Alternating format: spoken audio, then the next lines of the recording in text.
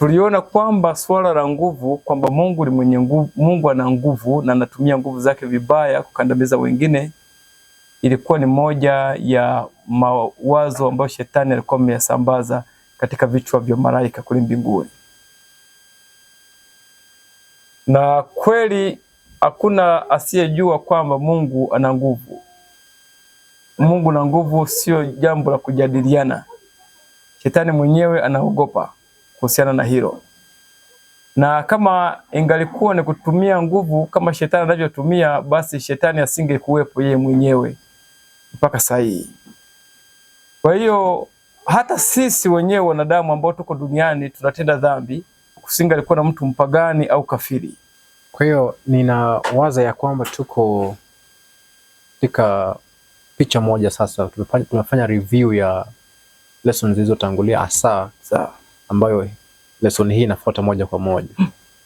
Kwa hiyo tuna budi la kusonga mbele katika kipengele kingine, tuone mahali ambapo Mungu anaweza kutufikisha. Tutaomba, baada ya hapo tutaona tutaanzia wapi.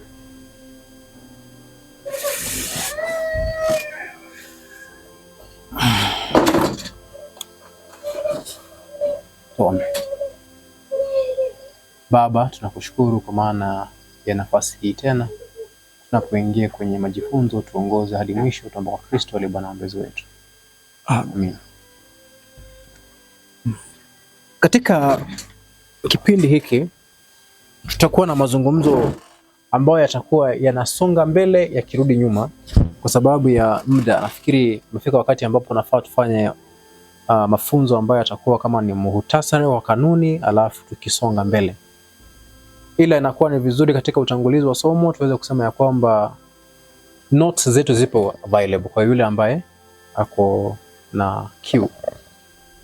Okay. Ya kutaka kupata mapitio ya notes. Yeah. Notes zipo, kwa hiyo inaweza patikana. Kwa upande wa notes, mimi ningeongezea tu kwamba mbele yetu tunakuwa wale wangependa nakala ya Kiingereza. Ya hii. Hii ni nakala ya Kiswahili ya kitabu cha Kiingereza kinachoita na ndicho hapo. Kwa hiyo kitabu hiki hapa unapokiona, hii ni nakala ya Kiingereza kwa wale ambao wangependa kufurahia ladha ya Kiingereza, lakini hiki ni nakala ya Kiswahili. Mengi ya masomo ambayo tuko tunayasema hapa, na kimsingi ni kama vile bado it's just a tip of iceberg. Yeah, tunakimbia sana. Tunaenda mbio na tunadokoa kwa juu tu. Unaona? Kwa hiyo mambo mengi kwa kina ambayo unaweza ukayapata kwa mtiririko mzuri zaidi ukiwa umetulia bila wasiwasi wa kufukuzana na bando litaisha. Unaweza ukajipatia nakala hizi za vitabu. Nafikiria hiyo inatosha. Naomba tuweze kuingia katika kipengele hiki, na lengo sasa katika kipengele hiki, Mungu akituongoza vizuri na sisi tukijitolea tuongoze, ni kuangalia kitu kimoja. Mada hii nataka tuangalie ango moja ya the great controversy au matokeo yaliyo hapa duniani. Na ango hiyo, mtazamo ambao nataka tuufuate ni kwamba ulimwengu huu umekuwa ni, sijui kama nitatumia maabara, nitumie kama ni darasa, ama nitumie kama ni sinema. Lugha yote nafikiri katika muktadha huu labda inaweza kuwa ni sahihi. Yanayotokea katika imekuwa ni teaching aid. Yeah, not more of a teaching aid. Yanayotokea hapa ni matukio halisi ambayo kuna matokeo, kuna matendo ambayo Mungu anayatenda, kuna matendo ambayo shetani anayatenda. Kwa hivyo ni sinema inayofuatiliwa na viumbe wa malimwengu mengine. Yeah, okay. Lakini ndiposa tuweze kufika hapo lazima tujue tumefikaje hapo. Tumeangalia katika kipengele cha kwanza kwamba Adamu na Hawa waliumbwa wakapatiwa historia ya anguko. Wakaachwa huru wafanye uchaguzi. Bila shaka hatuna historia ambayo tunaweza sema ya kwamba tunajua Adamu aliumba baada. Kuna wale ambao wamejaribu kucompute kwamba baada ya Adamu kuumbwa alikaa miaka hii. Kuna wengine wanasema ya kwamba angalau miaka 27 kama Kristo. wengine wanasema ni 27 miaka 30 kabla ya Kristo kuingia katika huduma yake.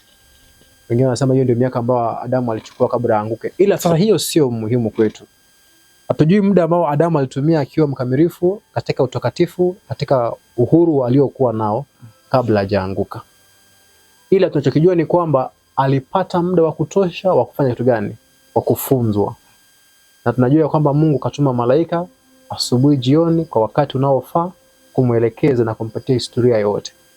Na alikuwa na bahati nzuri na mbaraka wa kuwa na audience na Kristo. Kwa hiyo yaliyokuwa yametokea ni mambo ambayo alikuwa anayafahamu kwa kuelezewa historia. Okay? Wakati mmoja nakumbuka nikiwa sehemu ya pwani huko Kenya, kuna mzee mmoja aliuliza swali. Mungu akamuumba shetani, Mungu ndiye aliyeumba mti wa uzima na ujuzi wa mema na mabaya. Kwa swali la kwanza, mbona Mungu akamruhusu shetani aende kumjaribu Hawa? Tumelijibu. La pili akauliza, sasa ikiwa Mungu ndiye aliyeumba, mbona akaweka miti miwili na huo mti ndio mwenye matatizo? Nakumbuka kutumia mfano huu, mzazi wewe unajua kwamba haya maji umeyachemsha yatachoma mtoto, na achemsho na yaweka hapo. Mtoto anaenda nauza moto, anaungua. Nani mwenye makosa, mtoto wewe? So swali hilo likakuwa ni kana kwamba lina make sense kwenye uwazo wake. Ila akasahau ya kwamba Adamu na Hawa huwezi kumlinganisha na mtoto ambaye haelewi. Ni watu waliokuwa wazima, waliokuwa wakamilifu, waliokuja akili timamu, walioelekezwa na kufunzwa kupewa historia kamilifu ya jambo husika. Mungu nafikiri hii tumewahi kujadili wakati fulani. Sababu ya Mungu kumpatia Adam kuita wanyama wote wale viumbe majina ilikuwa ni nini? Labda nipatie wazo la. Wakati mwingine kuna wale wanajaribu kuwaza kwamba hiyo ilikuwa ni proof ya uwezo wa akili ya Adam. Make sense. Unaona? Kwamba akili yake ina uwezo kiasi gani. Na hii sisi naweza kutuprove leo. Mimi ukinipa darasa la watu na wanafunzi 20, then wakajitambulisha kutoka wa kwanza kwenda wa mwisho. Kimsingi kabla hajafika yule wa mwisho kumaliza, nakuwa nimeshasahau yule wa kwanza. Lakini lazima ikupe hali ya kufikiri sana uwezo wa akili ya Adamu. Sijui siku hizi kuna AI, sijui, lakini hata kama naweza kufikia akili ya Adamu, hawezi kufikia. Kuwaita wanyama wote walio duniani, mimi kwa umri huu sijawamaliza wote kuwaelewa. Na hata kukumbuka majina wengine siwezi kuwakumbuka. Sijamaliza kabisa kwa umri kama huu nilio nao sasa hivi. Lakini Adamu ana uwezo wa kumuita kila mnyama jina lake mara moja. Wewe utakuwa fulani na wewe utakuwa fulani, then wote anamaliza, alafu hawezi kuwasahau. Hiyo ni display ya uwezo mkubwa ambao ya intelligence ambayo Adamu alikuwa nayo. Kwa hiyo swala la kusahau maelezo ya Mungu kwamba ukila hapa utakufa hakika, ni kitu ambacho ni impossible, kwamba kuna wakati Adamu alisahau. Kwa hiyo paka kipengele hicho nafikiri tumetoa uelewa wetu kwamba mbona hauwezi laumu Mungu kwamba amemruhusu shetani kumjaribu Adamu na Hawa. Kwanza, kumruhusu shetani kujaribu Adamu na Hawa ni mbaraka. Sio kama Mungu alimtuma. Yaani aliwapatia Hawa nafasi. Ni display ya uhuru pande zote mbili. Lucifer na uhuru na bado Adamu na Hawa ana uhuru. Kwa hivyo inapea Mungu uzito kwamba Mungu ni Mungu wa uhuru. Kwa hiyo ijapokuwa tunasema kwamba katikati ya uhuru kuna consequences of choice. Sawa. Ile that proves kwamba Mungu ni Mungu wa uhuru. Labda hoja nyingine inaweza jengwa hapa, lakini hoja ya uhuru, Mungu ni Mungu wa nini? Mungu wa uhuru. Katika ufalme wa duniani hapa hiyo ita make sense. Na ile ya kwamba ni mwenye kujua yote, na yenyewe inakuwa imejibiwa hapo hapo. Naam, kwa kujua yote, unajua wakati mwingine kuna fahamu mbili. Moja inasema ya kwamba Mungu anajua mambo yote kutoka mwanzo hadi mwisho. Kwa maana kutoka mwanzo wa jambo, kanuni ya jambo akiwa nalo anajua hadi mwisho wake.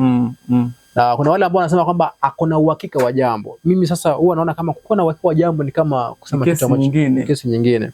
Kwa maana yake tunaposema Mungu anafahamu jambo hasa kuhusu hatua ya binadamu ni kitu ambacho kwangu kwenye mawazo bado hakijaniingia, kwa sababu ukisema hivyo Mungu ametupatia uhuru, kwa hivyo unaweza chagua njia yoyote, na niposa anatupasuu.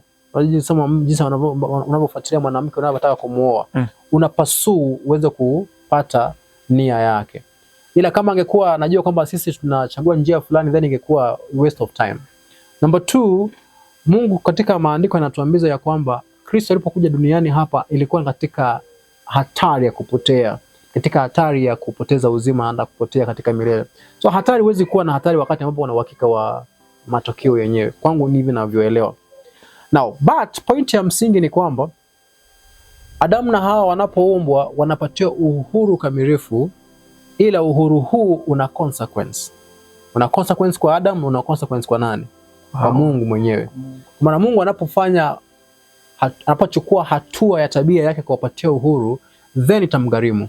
Itamgharimu kwa maana anawapenda, kuchukua msalaba wa kukomboa. Mpaka pale nafikiri kipengele cha muhimu.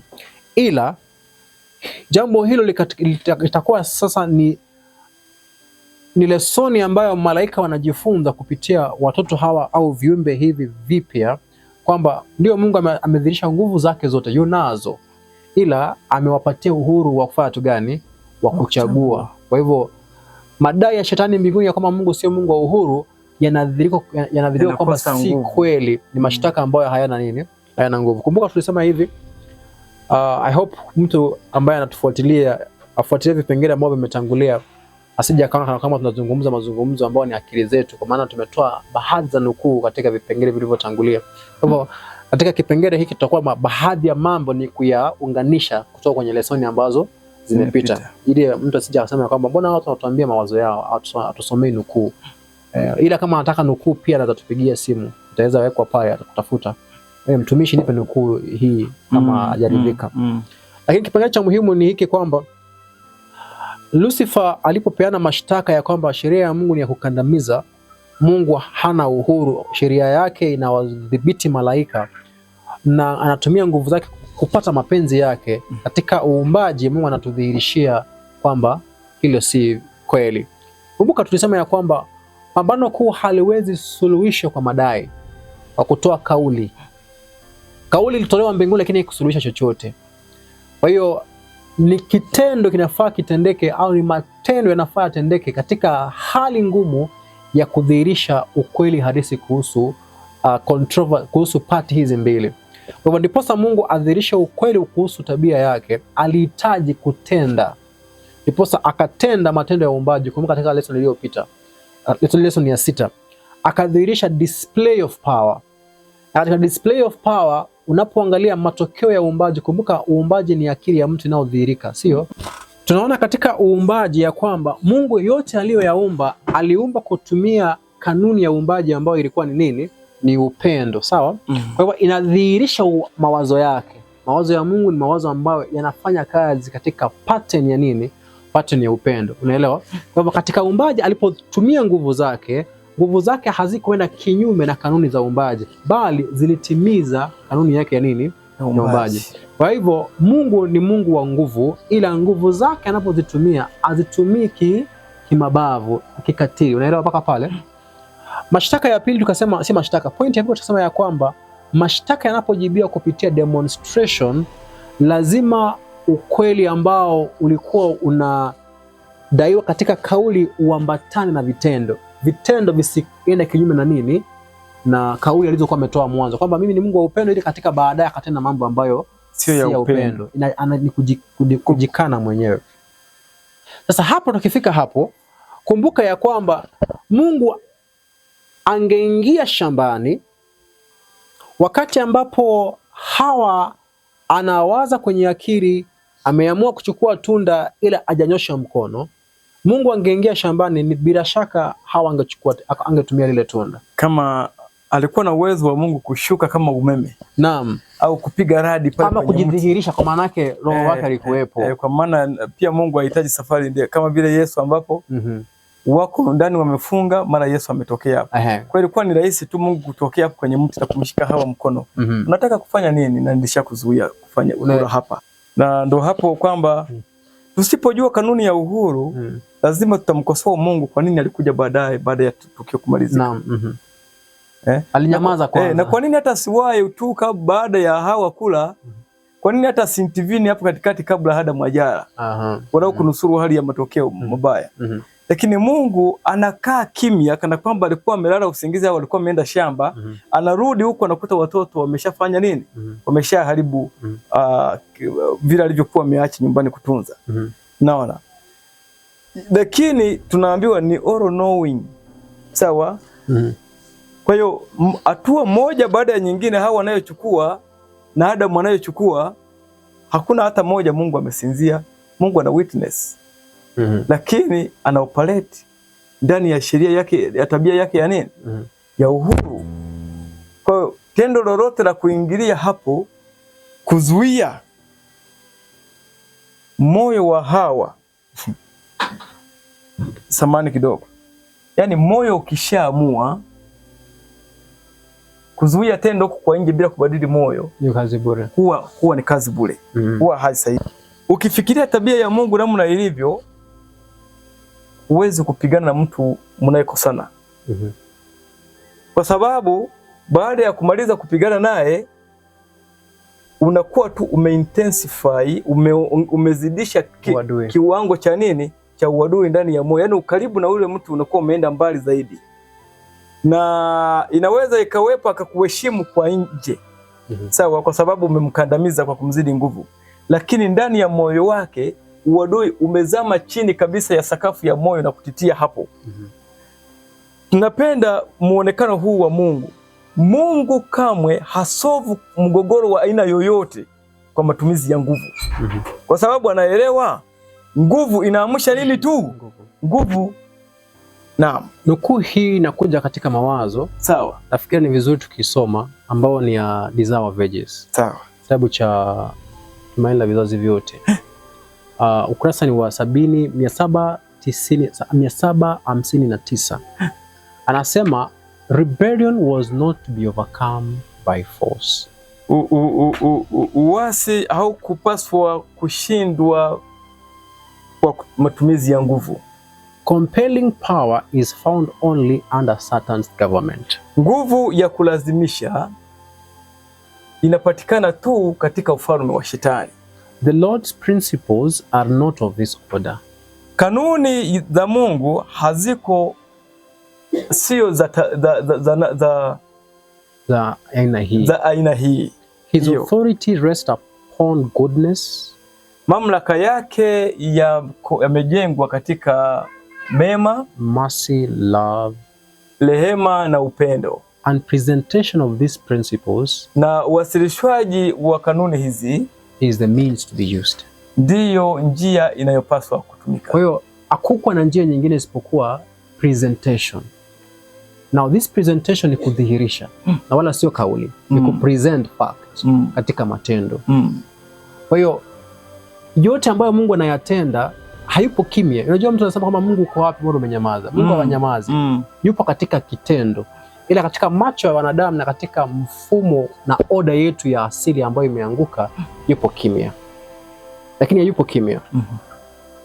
Ukiangalia jinsi ambavyo binadamu alivyoumbwa, aliumbwa katika asili ya kiroho. Mpangilio wa akili ya binadamu mahali ambapo vita vinavyotokea ni asili ya kiroho ambayo iko na kiti cha hukumu cha kuchuja mambo na kupima mambo. Reason, naitwa mantiki, the ability to reason, kuchukua jambo na kulitathmini. Ambayo kwenye asili hiyo ya kiroho ina kanuni nyingine ambayo inaitwa ni kanuni ya ibada. Nafikiri tutazafikia katika kipengele kingine. Na kanuni ya ibada, kuna asili ya kiroho na kuna nini nyingine nimesahau. Kuna reason, kuna conscience ya dhamiri kwa Kiswahili. Ndio hiyo. Hiyo ndio asili ya kiroho ambayo iko tofauti kabisa na wanyama. Alafu chini ya asili ya kiroho ndio tunapata nia ambayo ni kuchagua, choice. Kwa hiyo kawaida roho ya Bwana inafanya kazi pamoja na akili ya sio akili na dhamiri. No, dhamiri ndio mahali roho inafanya kazi. Dhamiri ya binadamu ambayo roho anaitumia kufanya kazi ya kuzungumza, inafanya kazi na mantiki au reason. Ndiposa binadamu anapima jambo na kufika kuona kwamba hili ndilo sawa, ili si sawa. Ila mwishowe lazima bado aamue, hata kama ame reason, amepata this is the correct one. Kwa maana yake mtu anaweza kuwa ame reason akasema hii ni sawa, lakini akachagua kufanya opposite. Anavunja kanuni ya akili ilivyobuniwa. Anapochagua kawaida anaasi akili yake mwenyewe, asili ya kiroho. Anapoasi akili ya kiroho, hiyo ndio tunaita kufa kiroho. Umeelewa? Unaposema kufa kiroho, hiyo ndio tunaita kufa kiroho. Ameasi uzima wa kiroho. Ameasi kanuni ya Mungu na maagizo yake ambayo ameyapata katika akili. Kwa hivyo anaishi kwa kudhihirisha maisha ya ubinafsi, kwa maana ameasi Mungu kufanya kazi ndani yake. Baada ya uchaguzi tunakuwa na kipengele ambacho kinakuwa ni mawazo. Mawazo ambayo yanatawaliwa na uchaguzi ulioufanya. Kwa hivyo kama ulifanya uchaguzi ulio sahihi kufuata asili ya kiroho, mawazo yanakuwa ni sahihi. Na mawazo yanadhibiti hisia. Unapata? Kwa hivyo ikiwa uchaguzi kule juu wa kiroho ulikuwa sahihi, basi inamaanisha ya kwamba ulipoamua kuchagua kile ambacho asili ya kiroho ilikuwa imeagiza, leo utakuwa na mawazo ya kiroho. Asili hiyo ya kiroho. Mawazo ya kiroho itakupatia hisia nzuri za kiroho. Kinyume chake hivyo hivyo, ikiwa kule juu kwenye asili ya kiroho uliasi, then utakuwa umefanya uchaguzi wa uasi, ambao utakuwa na mawazo ya uasi, na mawazo ya uasi ndio tabia. Sawa. Ambayo atakuongoza katika hisia asi, negative feelings, ambazo kuna majuto, vitu kama vile. Sawa. Sasa Mungu katika shamba la Edeni hakuwa ametulia. Kwamba unajua wakati tunasema kwamba Mungu alikuwa yuko wapi? Bwana alikuwa amenyamaza, hakuwa amenyamaza.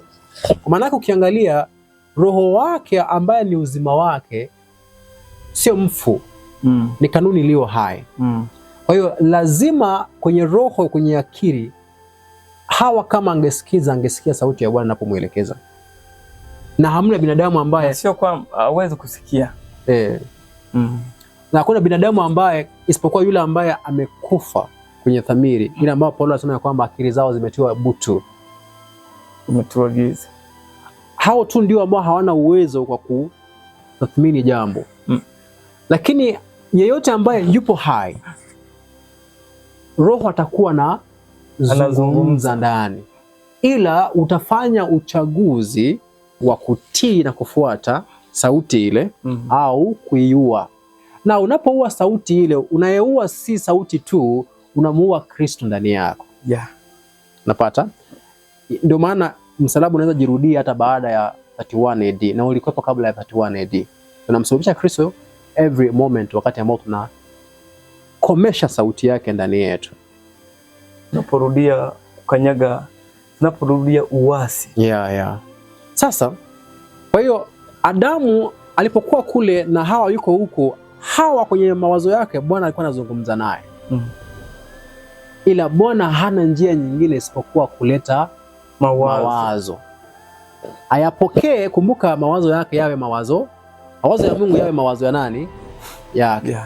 Ila asipokubali, then Mungu ana lingine la kufanya. Kwa hivyo kama Mungu angetokea baada ya hapo, then Hawa hata kama angechukua lile tunda, angechukua hatua kinyume na alichokuwa ameamua kwa sababu ya hofu. Na wala si sababu amesadikika. Ukiangalia kesi ya safari ya Emmaus, kuna baadhi ya vitu ambavyo tunafaa tuvizungumzie katika kwenye kitabu ambacho tumesema watu wakitafute. Chapter ya kwanza itakuwa inazungumzia upungufu wa imani. Na the only solution ama solution pekee katika pambano kuu ni lipi? Sio kutumia miujiza, sio kutumia nguvu, na wala sio kulazimisha. Haya yote hawezi kuwa solution katika pambano kuu.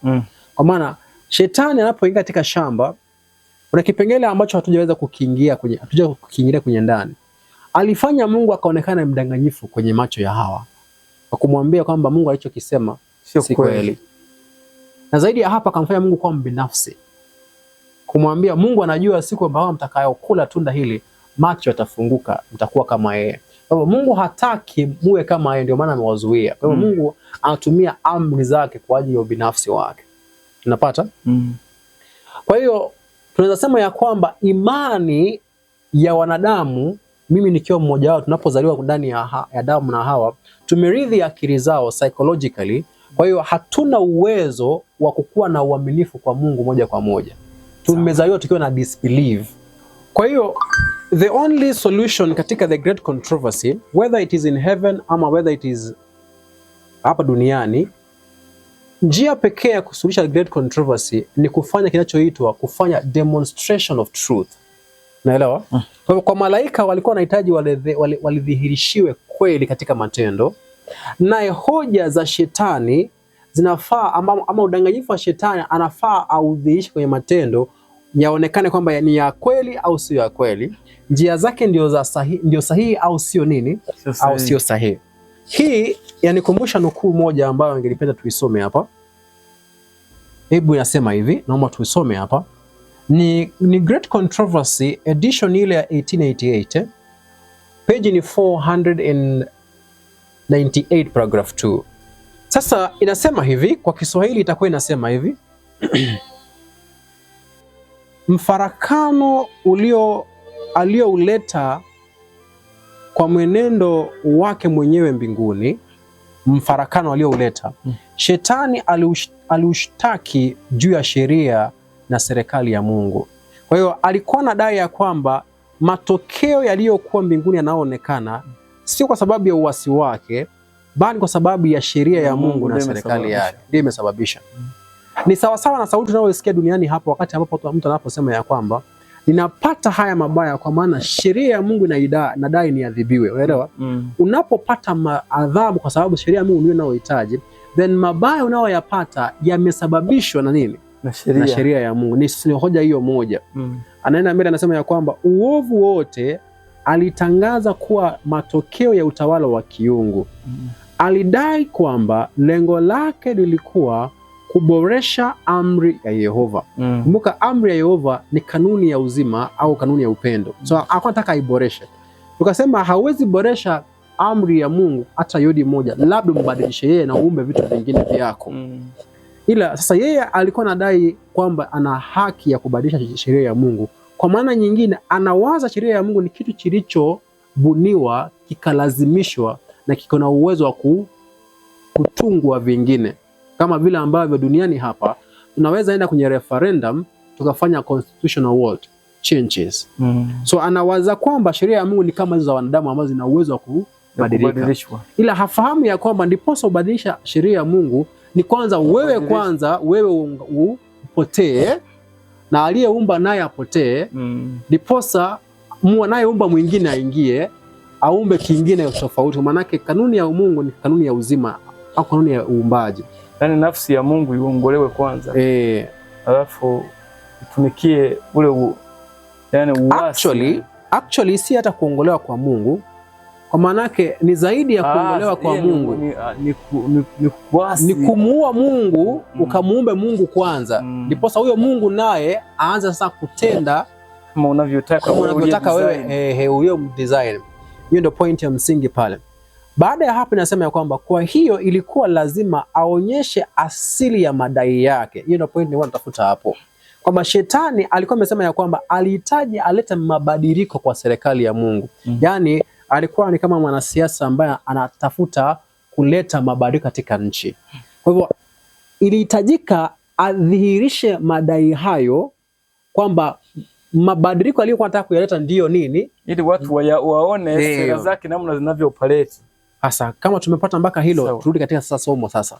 Kwa hivyo Mungu duniani anachofanya, ana present demonstration ya tabia yake na kanuni zake. Ila shetani naye anahitaji afanye demonstration. Naye amepewa nafasi ya kufanya demonstrate. Ila sasa shetani mahali pa kudemonstrate ni wapi? Anapatoa wapi?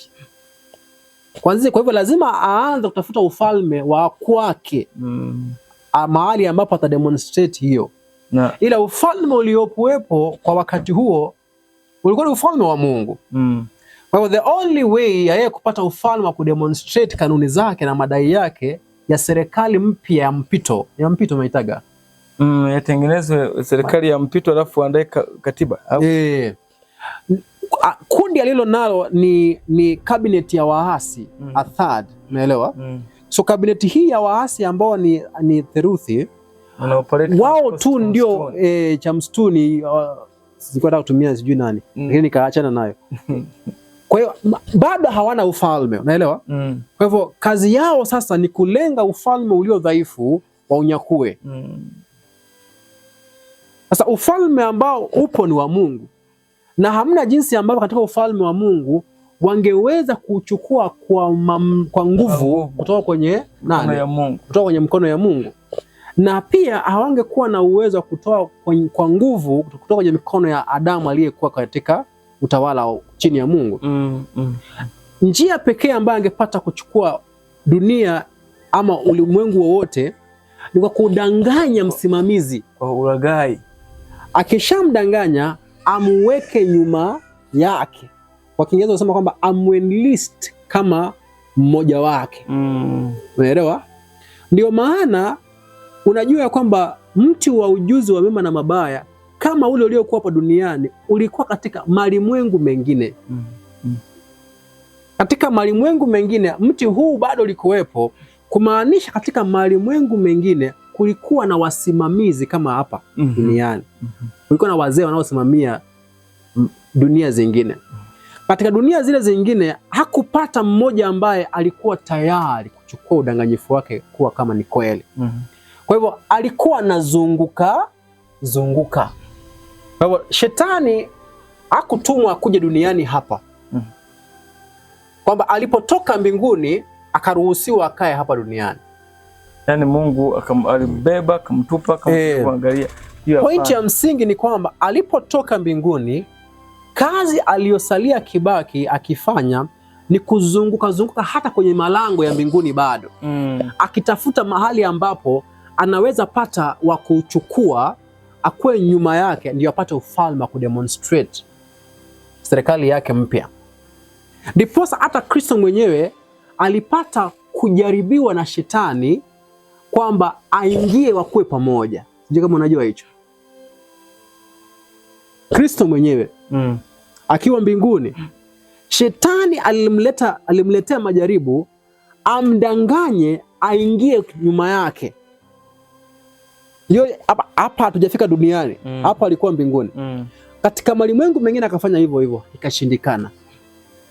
Sasa ndiposa sasa kwenye kesi ya dunia yetu anampata Hawa akiwa peke yake. Akapata Hawa alipokubali, ndiposa akapata ufalme, mahali ambapo anaweza kutulia na kambi yake. Unaelewa sasa?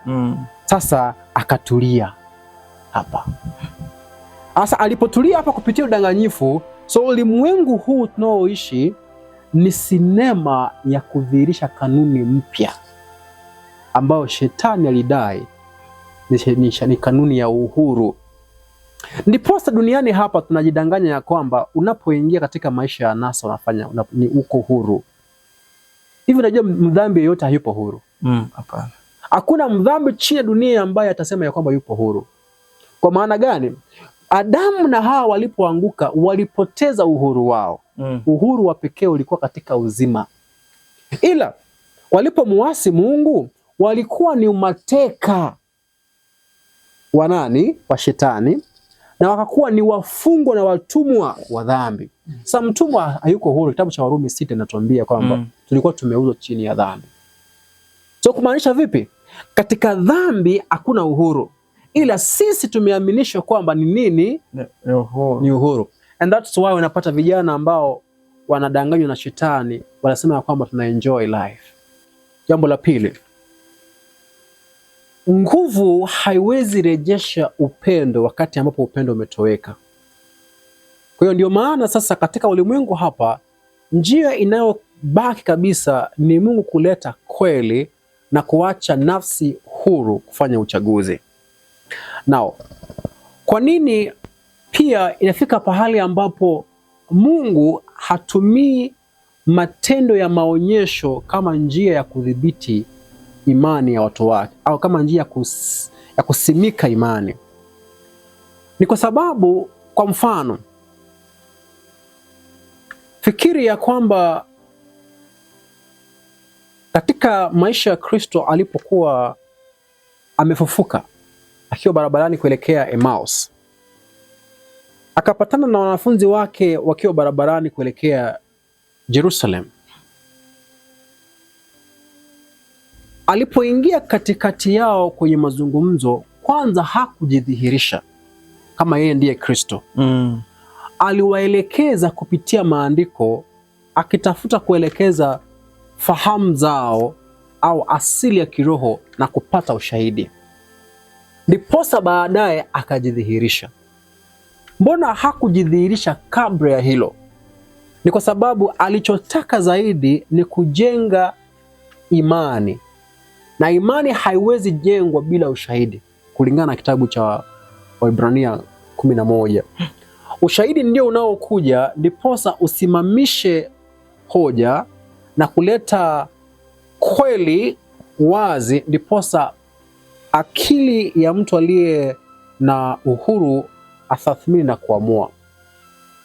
Wakati mwingi duniani hapa tunategemea sana hisia badala ya kutegemea ukweli, na badala ya kutegemea kutafuta ukweli kupitia mantiki tuliopewa na Mungu na mbaraka wa kuweza kujua na kupima jambo.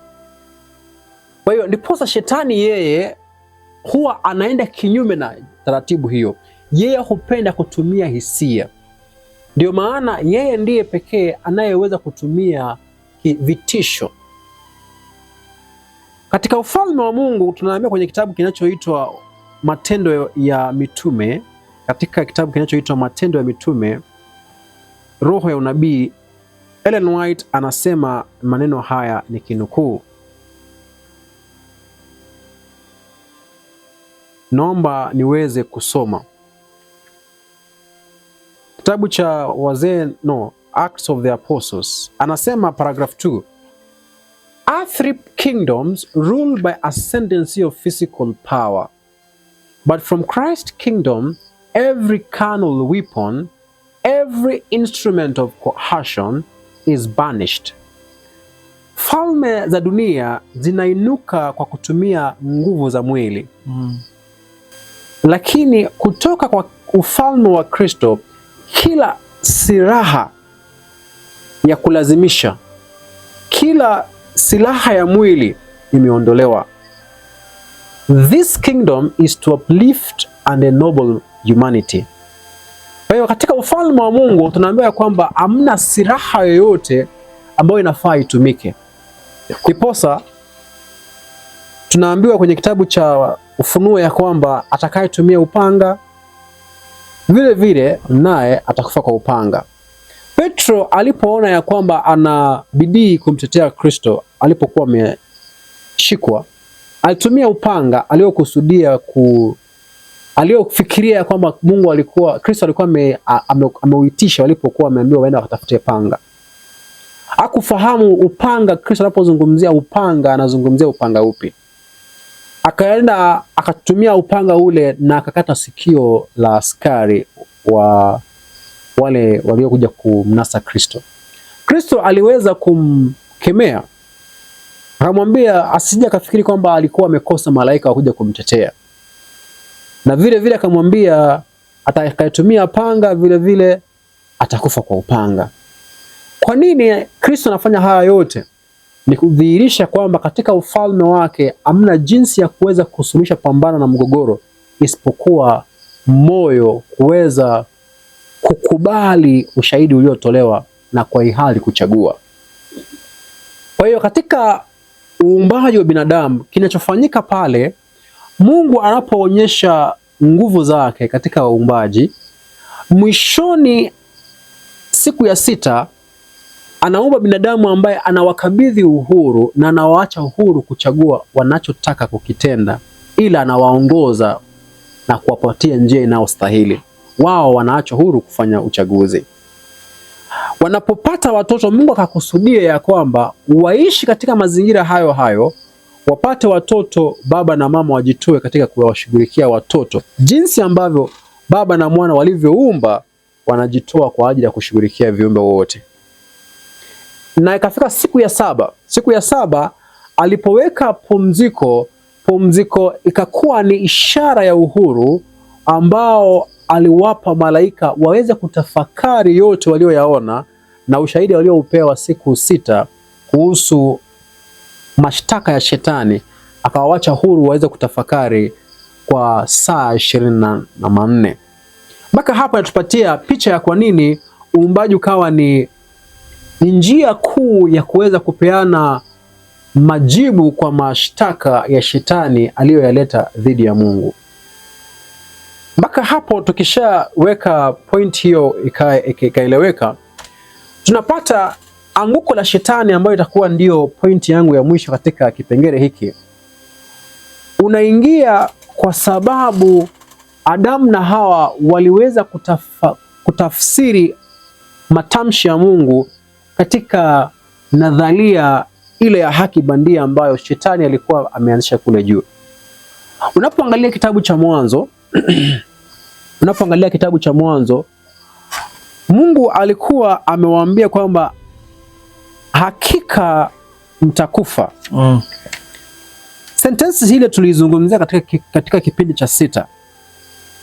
Tukasema ya kwamba inamaanisha wataweza kuwa watu wenye miili ya kufa, na kwa maana wamejitenga na uzima, hamna namna nyingine isipokuwa kwa hakika kufa. Binadamu atakuwa ni mtu wa kufa.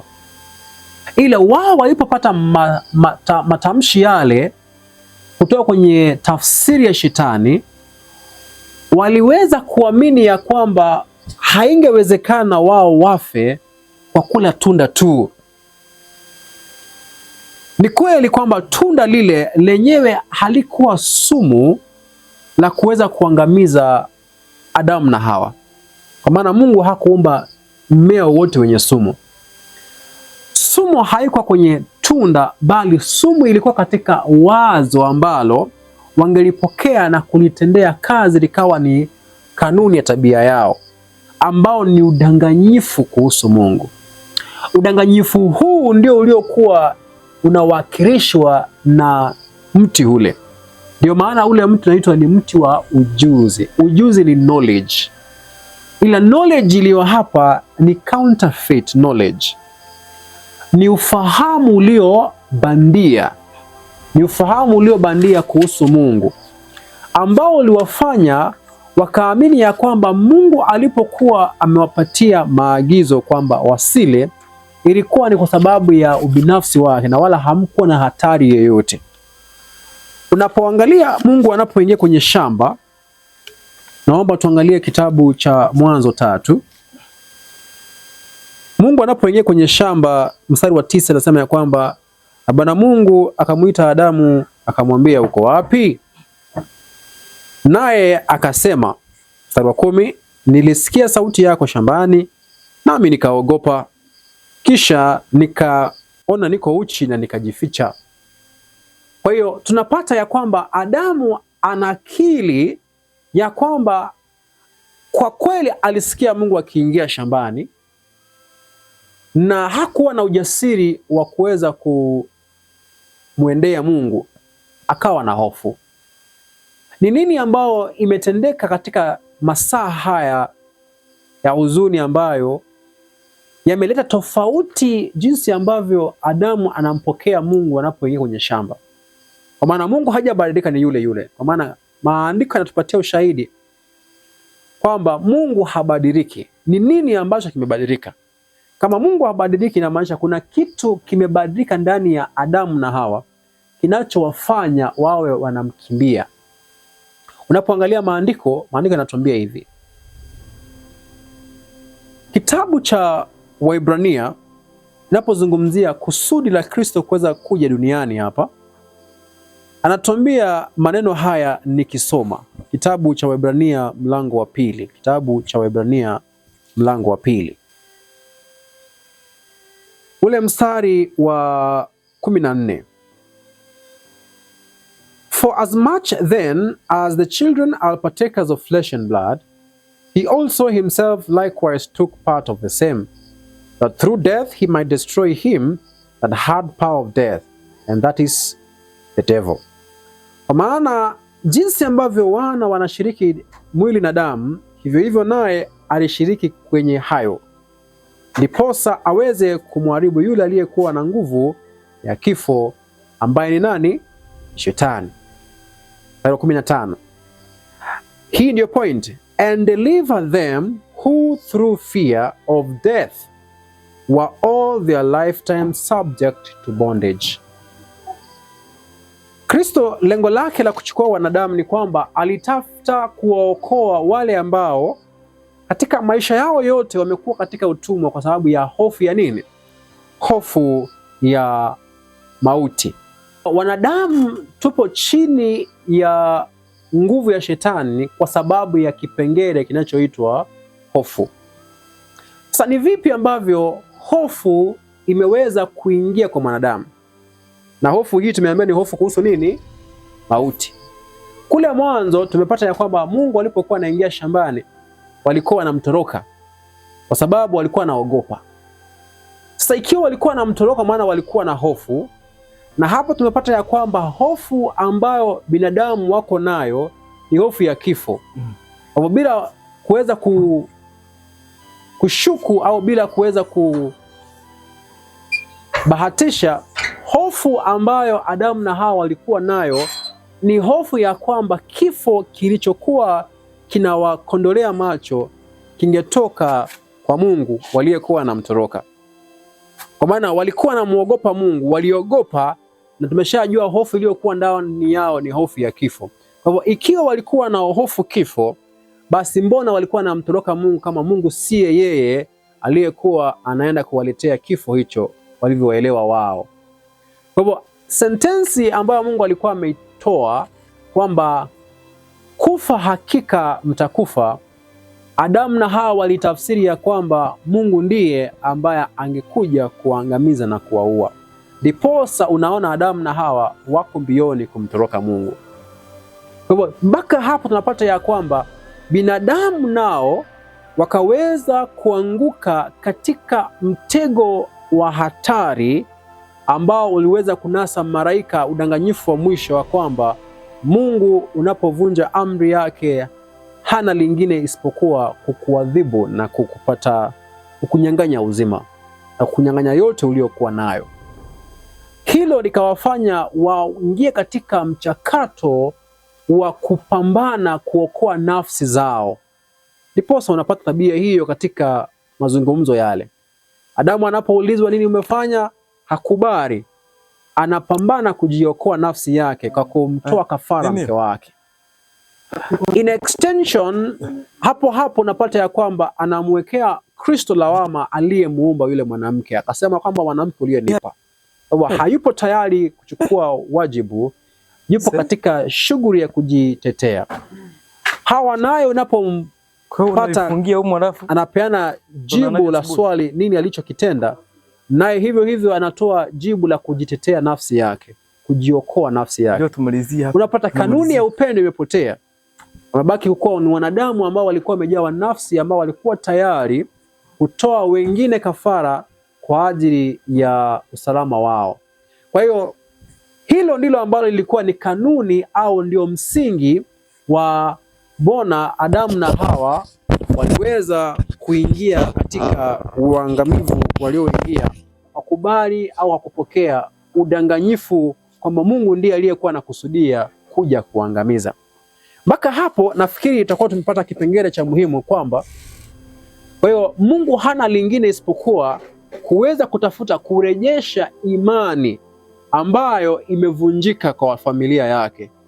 Hivyo tu ndivyo anaweza kuwavuta watoto wake ambao walikuwa wametenganishwa naye kupitia udanganyifu wa Adamu na Hawa. Nikitaona muhtasari wa pointi hii ya somo hili na somo lililopita, basi hamna njia nyingine ambayo Mungu anaweza rudisha uaminifu huu isipokuwa kwa kudhihirisha matendo yake katika utendaji na katika mwili. Kwa hiyo ukipata ya kwamba binadamu anafanya tendo kwa sababu Mungu ameamrisha na hana sababu nyingine mbona anafanya hivyo, ni ishara ya kwanza ya kwamba ubongo binadamu huo umeweza kuharibika. Unapopata mtu unapomuuliza mbona unafanya kile ambacho unachokifanya, hana sababu, hawezi toa maelekezo au maelezo mbona anachokifanya, mbona anafanya kile anachofanya, bali anatoa msimamo wa anachokifanya kwa sababu umejengwa juu ya mamlaka na wala sio kwa sababu na reason fulani ambayo imeingia katika dhamiri yake akasadikika, then ni ishara ya kwamba huyo mtu amefanya kitu gani? Akili zake zimeweza kuwa zimedhoofika. Naomba niweze kurudisha kwenye studio.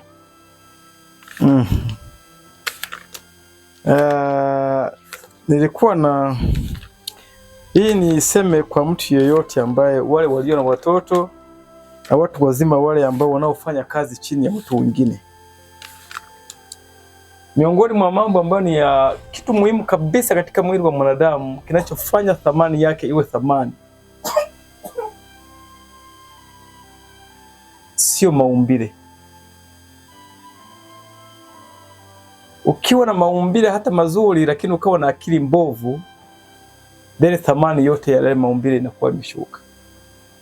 Lakini hata kama ungekuwa na maumbile mabaya ila ukawa na akili iliyo timamu, then thamani yako itabaki kuwa pale pale kila siku.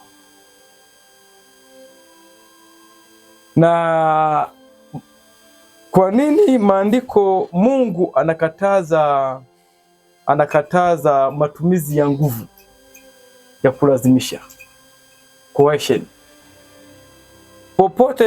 Popote ulipo na fursa, wenye simu hizi zinazoingia mtandaoni, una kompyuta na nini, angalia madhara ya matumizi ya nguvu katika maendeleo ya akili. Matumizi ya nguvu popote yanapofanyika, ukandamizaji unazoofisha maendeleo ya akili.